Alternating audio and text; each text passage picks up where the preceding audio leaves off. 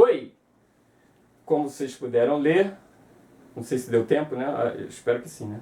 Esse vídeo é para fazer uma aula, né? Pelo menos simular uma aula, sobre 3 termos: educação, tecnologia e educação tecnológica.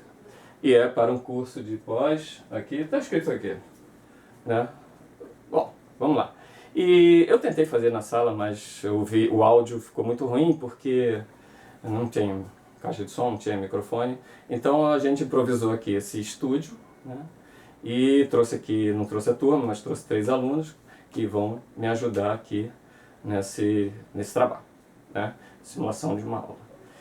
Aliás, queria já de cara agradecê-los e também desejar boa sorte, porque eles vão fazer prova mês que vem para o Cefet RJ. Espero que faça, né? Estudei lá, sei que a escola é de excelência, né? Muito bem. Vamos lá, então vamos... antes de fazer a definição desses termos, né, eu quero fazer uma definição, né, um conceito deles, mas depois a gente vai falar um pouco mais sobre ele.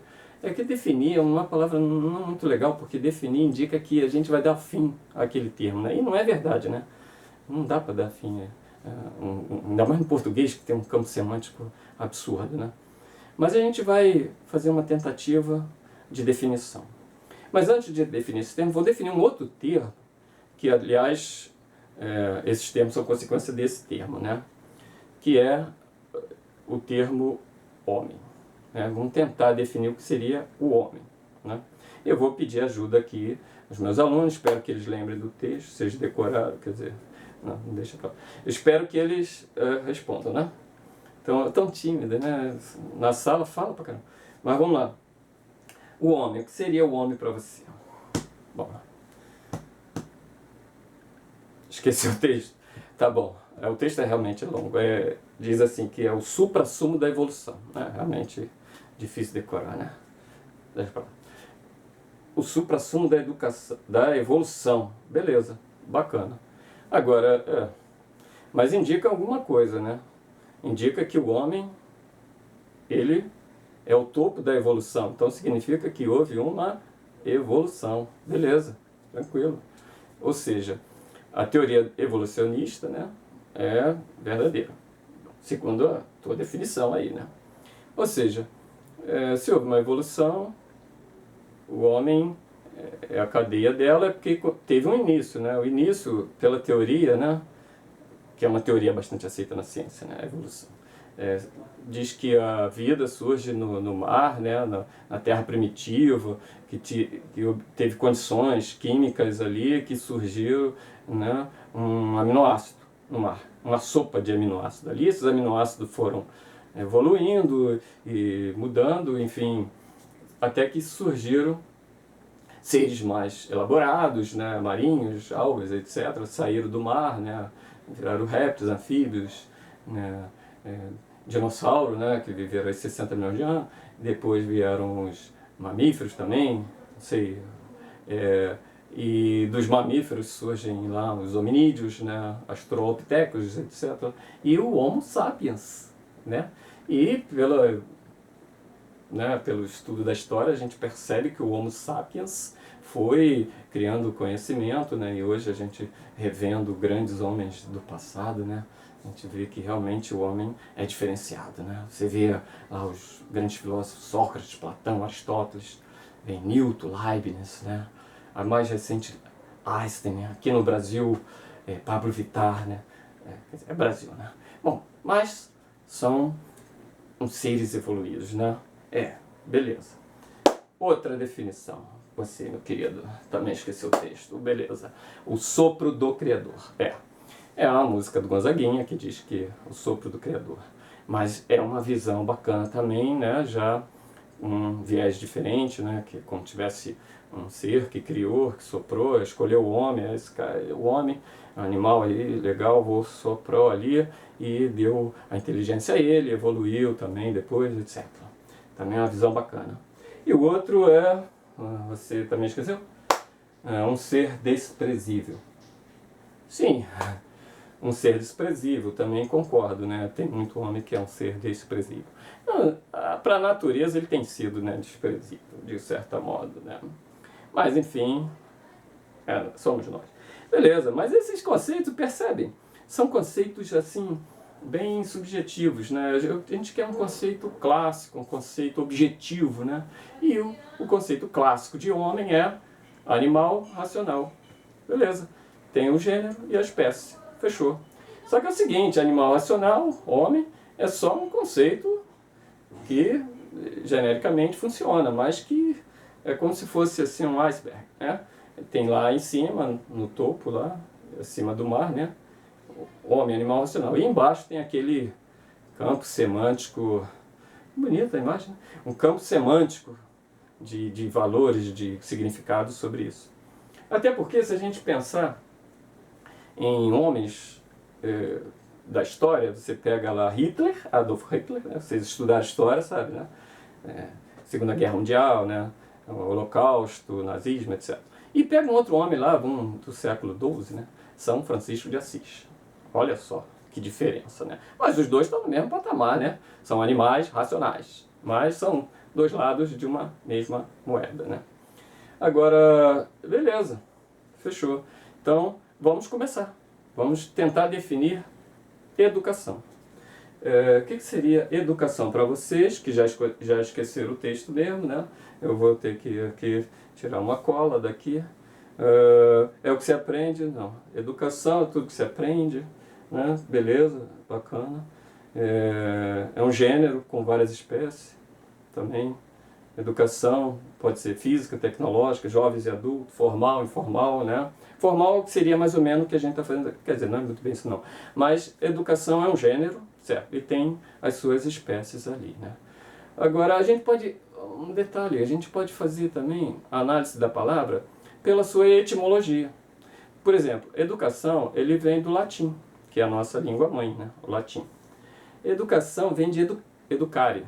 Educare, que por sua vez vem de ex ducere. Capite? Vou gastar meu italiano aqui. Ex ducere.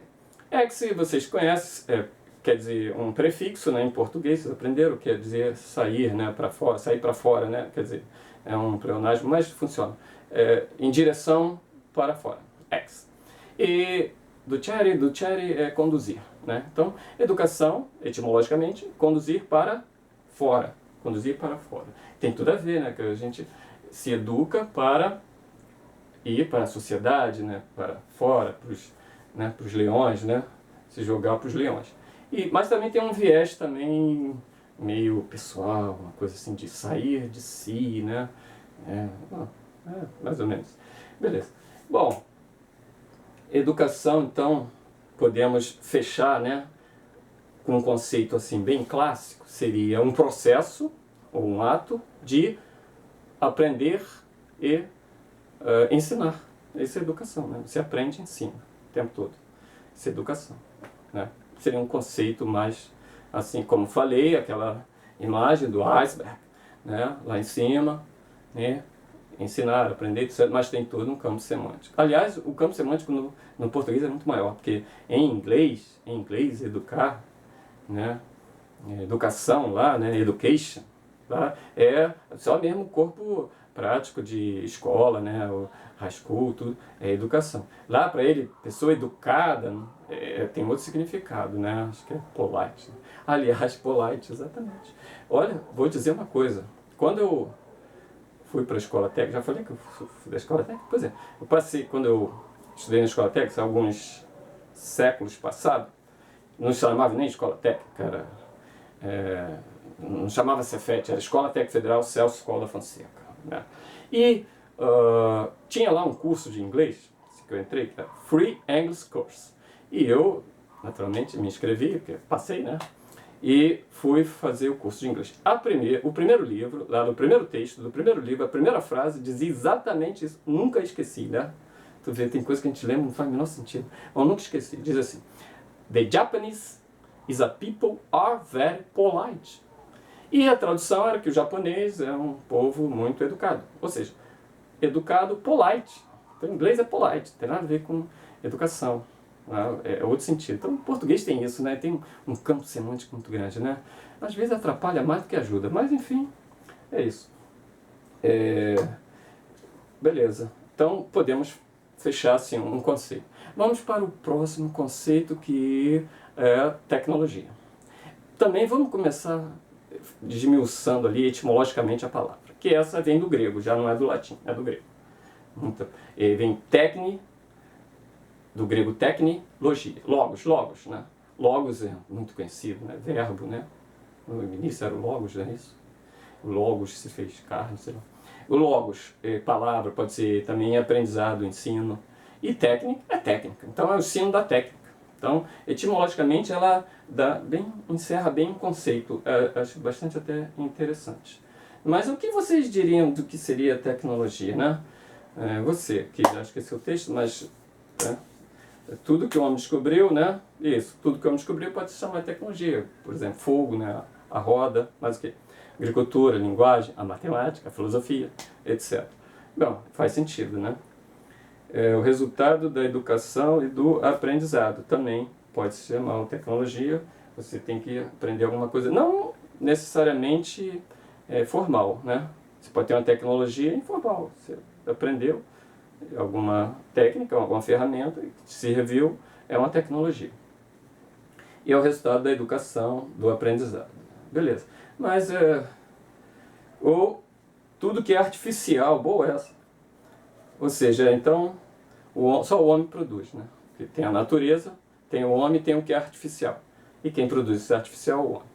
Então o homem é o ser que produz tecnologia. Isso quer dizer que os animais não produzem tecnologia? Bom, há controvérsia, mas não tanto quanto o homem, né? Eu nunca vi um animal fazer um foguete para a Lua, né? Nem fazer um celular, umas coisas assim. Que são tecnologias, né? Lógico. Ou seja, o homem produz tecnologia. Mas tem um detalhe interessante. O homem produz tecnologia copiando a natureza. Ou seja, alguém produziu tecnologia antes da gente. Que alguém produziu a natureza, né? E a natureza é realmente... O homem não consegue ainda ter tanta sabedoria para fazer a tecnologia igual da natureza. Apesar de ter feito assim grandes feitos, mas a natureza tem umas tecnologias, né? Tu viu o cérebro, né? Não o meu, né? Mas alguns cérebros são, né? Caramba, o olho humano, né? As coisas são perfeitas, né? Então, tecnologia tem esse sentido mesmo de produção do homem, né? Que modifica a natureza. Beleza. Agora vamos juntar, né? Vamos juntar esses termos, né? Educação com tecnologia, fazer educação tecnológica. Educação tecnológica. Que já é o campo, aumenta mais ainda, né? Exponencialmente o campo semântico disso aí. Então, vamos ver onde eu estou aqui, que eu estou meio perdido. Educação tecnológica. Ela tá onde? Está aqui no meio. É o que se aprende nas escolas técnicas. Boa! As antigas escolas politécnicas. Era o conceito que eu vinha também, desde que eu entrei na escola técnica, há séculos atrás, já falei, né? Que eu entrei, né? Há séculos atrás, né? Escola técnica. Escola que se aprende técnicas para você trabalhar. Né? Você aprende uma profissão. É um pouco isso, né? Porque a educação não necessariamente é para o trabalho, né? Você aprende filosofia, você aprende aí trabalho com filosofia. Mas assim, é mais para o teu conhecimento pessoal, né? Agora, quando você aprende como funciona uma ferramenta, como funciona um mecanismo para atuar num emprego, aí está mesmo direcionado para o trabalho. E eu pensava assim, eu acho que a maioria pensa assim. E é um pouco isso também, né? Educação tecnológica. Porém, né? Depois, né, daqueles passados séculos, né? Eu volto para minha querida Cefet, né, melhor escola do Brasil, né? Vocês vão estudar lá, vão ver isso, eu estudei lá e sei que... Já falei, né? Pois é, vocês vão ver que é a melhor escola do Brasil, né? Tem que puxar o saco, né? É do Cefet o curso, né? Bom, mas é boa mesmo, sem dúvida. Então, vamos juntar os termos? Não, já juntamos, né? Voltando lá. Quando eu entrei para fazer essa pós-graduação, olha, outra coisa curiosa. Assim que eu entrei, os primeiros textos que eu li falavam sobre sobre DDT. DDT, o que é DDT? É um agrotóxico foi muito usado na Inglaterra, há bastante anos atrás, né? Que tinha a ideia de que todo agrotóxico tem a ideia de quê? De matar as pragas para que a produção aumente, né? É uma boa ideia, né? Quer dizer, é uma boa intenção. Quer dizer, boa intenção já não sei, né? Mas é que deu resultado, a produção aumentou, tinha mais alimento, mais barato, as pessoas comeram, só que começaram a morrer também. Por quê? O DDT, ele é um veneno que ataca as pragas, mas fica preso nos alimentos e o homem é envenenado, morre também. Depois de vários estudos, lógico, fizeram análise, fizeram a ideia de que uma coisa tem a ver com a outra, então aboliram o DDT. Só que o efeito dele é muito duradouro, ele é um pouco bomba atômica, né? É um efeito meio duradouro, né? Que é também outro exemplo de tecnologia que pode causar danos sérios, né? Mas a curiosidade foi essa, que o texto falava de DDT, é o mesmo texto que do primeiro semestre, quando eu entrei, acho que foi de biologia, foi um trabalho de grupo sobre DDT.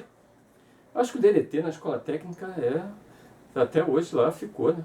E esse trabalho foi bastante elogiado, ganhou nota 10, e eu aprendi muito sobre isso, mas o meu viés ali era assim, aquela tecnologia deu errado, tudo bem, mas vamos continuar a vida, né? Não fiz questionamento, né, sobre a tecnologia, né, se isso é muito prejudicial, não, é pontual, né?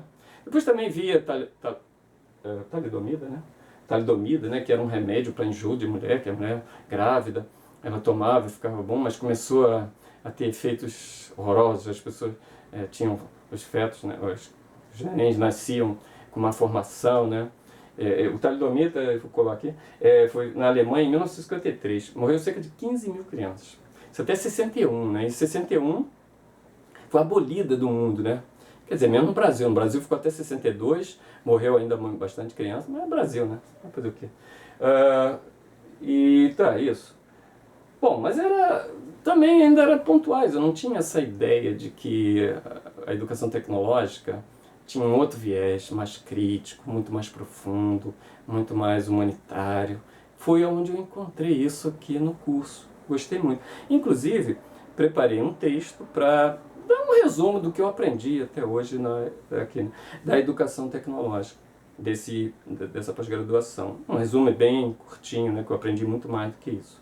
Mas eu já estou muito prolixo, vou ler, porque, né, a minha colinha está aqui, que eu preparei um textinho aqui básico. Ele diz assim: educação tecnológica busca uma análise profunda do impacto da tecnologia, tanto para o homem como para a natureza e a sociedade, né, em si. Em termos teóricos, o conhecimento tecnológico não vai apresentar muito conflito, né, porque o estudo e descobertas não interferem, né, no outro. Tá só para você, aquele estudo, né, teoria. Já quando a tecnologia torna-se um instrumento de uso prático, é papel da educação tecnológica fazer um estudo desses impactos, positivos e negativos, né, de curto, médio e longo prazo. Para a natureza, o homem e a sociedade. Esses estudos buscam preparar os futuros profissionais, vocês que vão, mês que vem, fazer a prova e vão passar. Eu estou preparando, né? Buscam que vocês, quando estiverem preparando suas aulas, né, ter esse viés também e direcionar os projetos futuros tecnológicos com essa preocupação, ou seja, com a previsão de eventuais danos, né, que elas podem trazer. Agora, mais ainda, a educação tecnológica também favorece a busca de tecnologia que solucione problemas já existentes, de outras tecnologias, né? Eu boto aqui como exemplo o petróleo, que aliás é bem atual, que está ali, derramamento de petróleo, né, nas praias nordestinas, né? Mas o que vai fazer? O petróleo, não dá para acabar com o petróleo, né? Ele é a nossa matriz energética, é a matriz energética mundial, né? Tem muito, então, trabalho para vocês, né? Temos que buscar soluções que substituam essas tecnologias que estão trazendo danos, né? Mostrar tecnologias mais, como se diz, sustentáveis, né? A tal da sustentabilidade. Bom, então, vou falar de dois autores rapidamente, dois que eu conheci. Quer dizer, um já conheci, aliás, conheci ele mesmo aqui no Brasil. Vou falar primeiro do Humberto Mariotti. Vou falar uma coisa que ele falou que eu achei muito interessante. Que vou falando para realmente os estudantes, né? Precisamos entender como as coisas interagem uma com as outras, abre aspas aí, né? E aprender as propriedades e novas ideias emergindo das interações. E com isso, enriquecer nossa capacidade de encontrar soluções, desenhar cenários e tomar decisões corretas que favoreçam o homem, natureza, sociedade. E o outro autor é Edgar Morin.